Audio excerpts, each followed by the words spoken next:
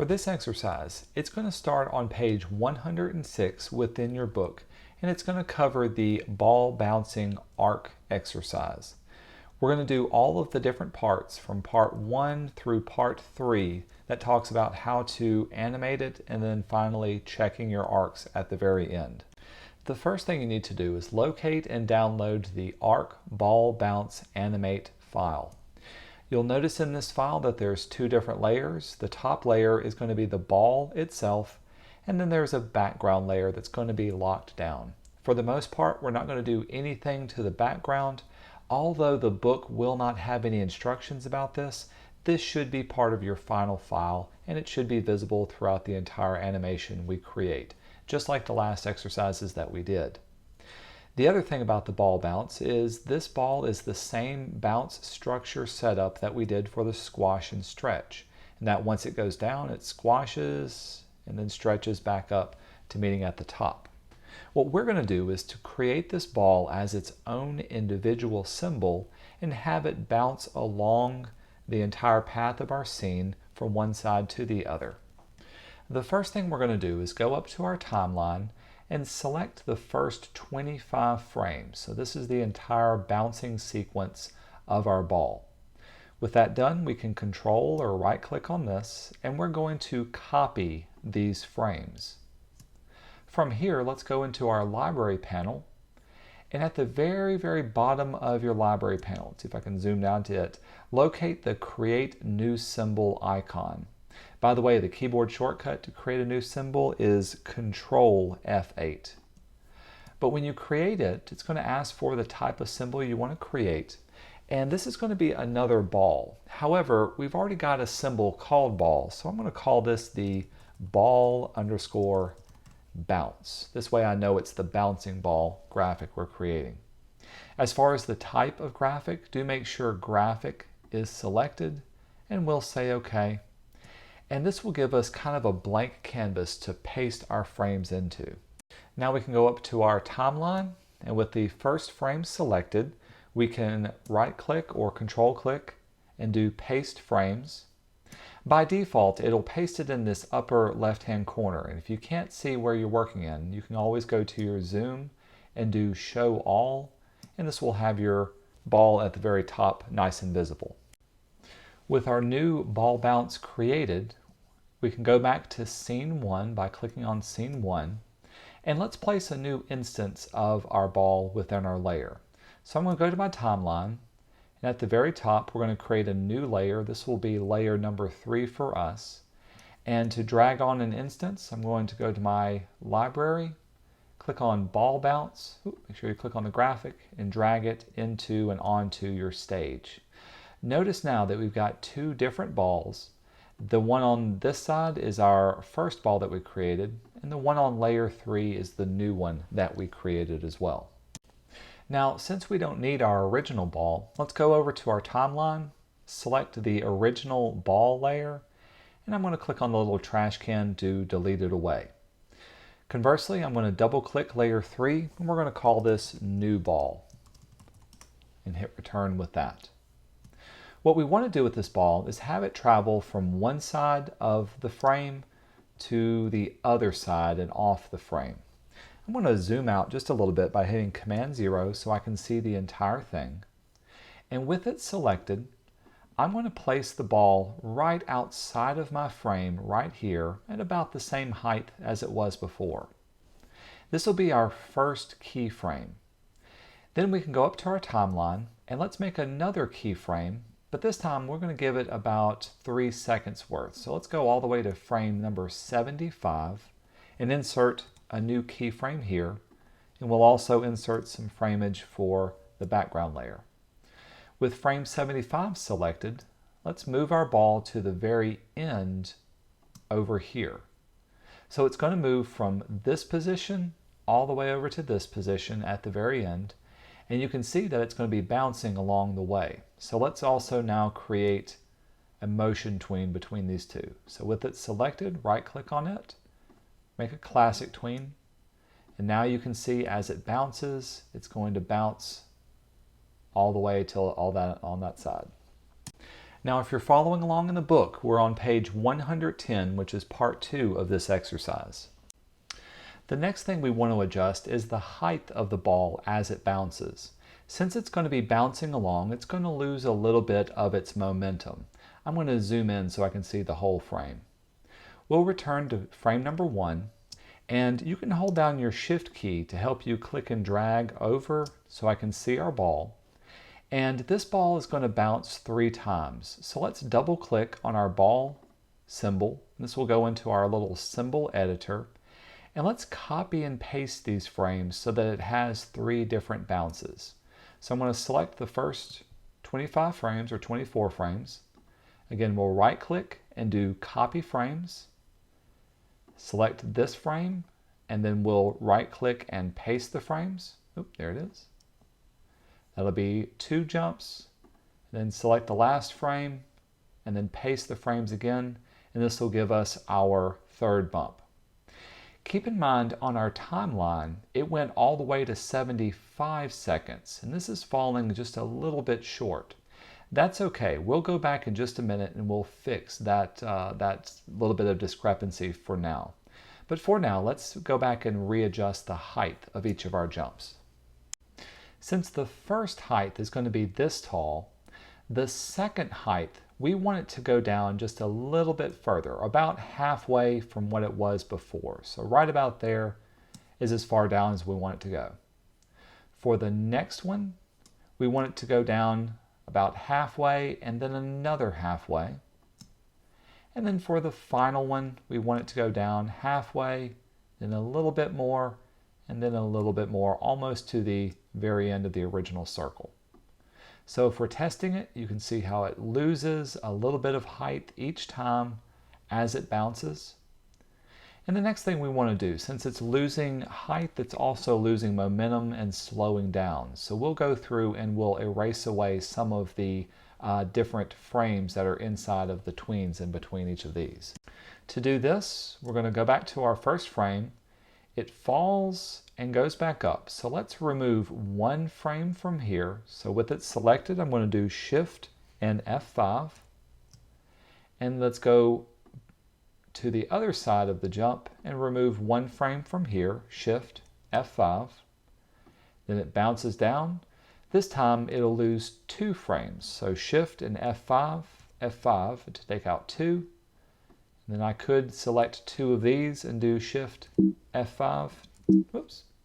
Like it's not going to let me do it. Let's do Shift F5 twice for this one. Then it bounces down. And for this one, it's going to lose 3 frames. So Shift F5, 5, and 5 to remove this. Now if we test our animation, you can see how it will bounce and then slowly lose height and momentum as it is bouncing. Now the other thing to keep in mind is the number of frames that we need. Since this ball bounce symbol lasts exactly 61 frames, we want the number of frames in our scene to be the same number as well. So let's go back to scene number 1 by clicking on it. And remember, right now all we've done is told this single symbol to move from one side to the other. We haven't had to animate anything from here except for the 2 key frames, the starting and stopping point. So what we need to do is to subtract 61 from 75, and that'll give us 14 frames. So we need to remove 14 frames from our sequence. Note that I'm saying 14, but in the book it mentions about 11 frames. So if yours is off too, you may need to do your own animation math. The main thing is, just make sure to subtract 75 from the number of frames that's in your symbol. So in my case, I'm going to choose 1, 2, 3, 4, 5, 6, 7, 8, 9, 10, 11, 12, 13, 14, right there. I can then right-click on it and tell it to remove the frames, and this should give me exactly 61. Whoops, looks like I'm off by 1. I'm going to remove just another one anyway. There's this. Notice that I kept my regular keyframe right there. I didn't select that when I started to delete. Let's do the same for our background layers as well, deleting those frames away, but adding on where it needs to be. Now that both my main scene and my symbol have the same number of frames, the last thing we want to do is to make sure our tween is nice and synced with what's inside of it. So with the first frame selected, go to your properties, and under tweening you can turn on sync, and this will sync up any symbols that are inside of your tweened object so that it also tweens and slows down as well. Let's test our animation. Command and return. Now you can see it's not only bouncing, but it's also losing momentum as it moves along as well. The final thing we need to do for this exercise is as it bounces, we want it to also squash and stretch in the direction that it's moving. Meaning if it's falling down this way, it needs to stretch this way. And if it's moving up, it needs to stretch in an upward manner as well. To do this, we're going to return to frame number 1 and double click our symbol. And so as it falls downward, we want this little stretching motion just before it hits the ground and the stretching motion just after it bounces back up to have a bit of a skew to it.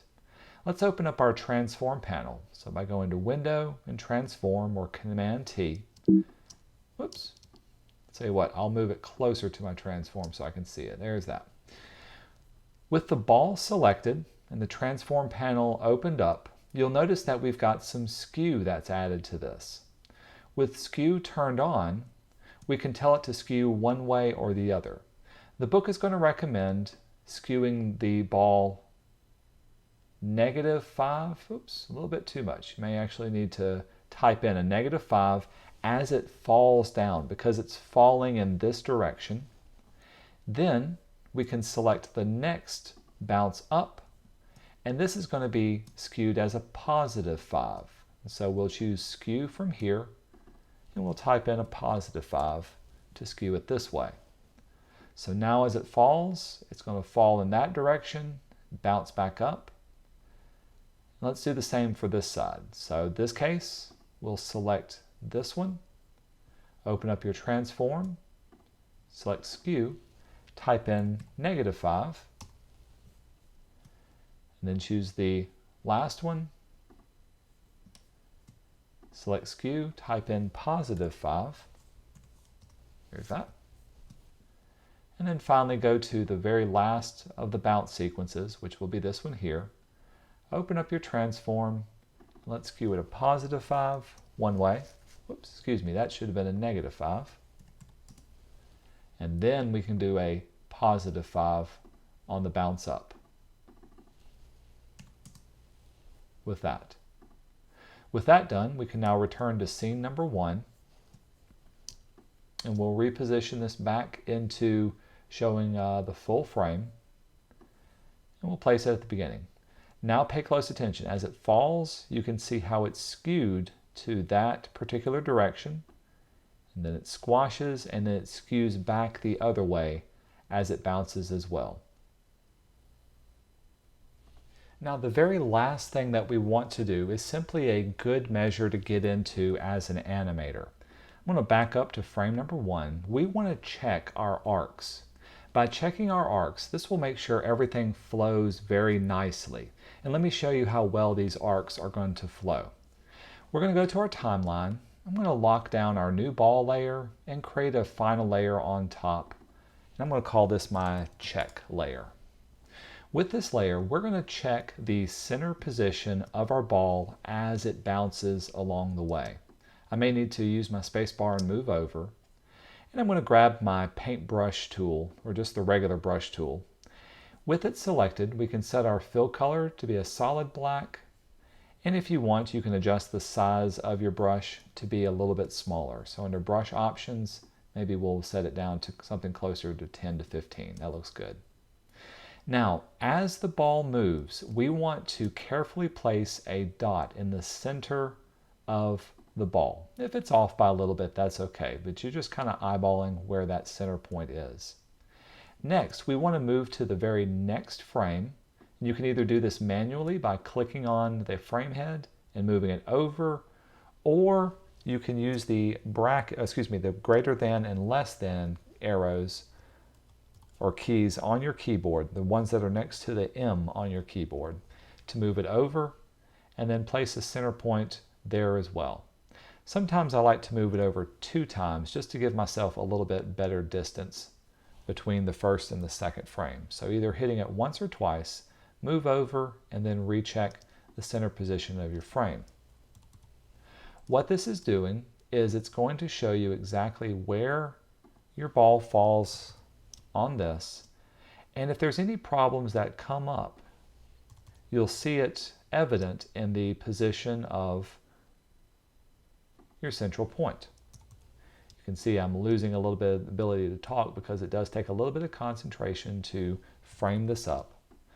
But this is a good habit to get into as an animator, especially if you're animating something that's complex, like a walking sequence or something that's got several different moving parts.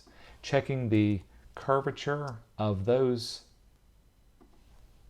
parts and the arcs of those parts will also be a way of checking to make sure that your animation is moving appropriately. So again, all I'm doing is hitting the less than key on my keyboard to advance it forward twice. And then I'm going in and I'm just creating a simple little dot right where I think the center point will be. Again, if it's off by a little bit, that's okay. I'm really training my eye to quickly and easily see the central points for all the different objects. Again, it also helps to use the spacebar to grab my hand tool, and then I can pull it into position. Spacebar, drag it into center.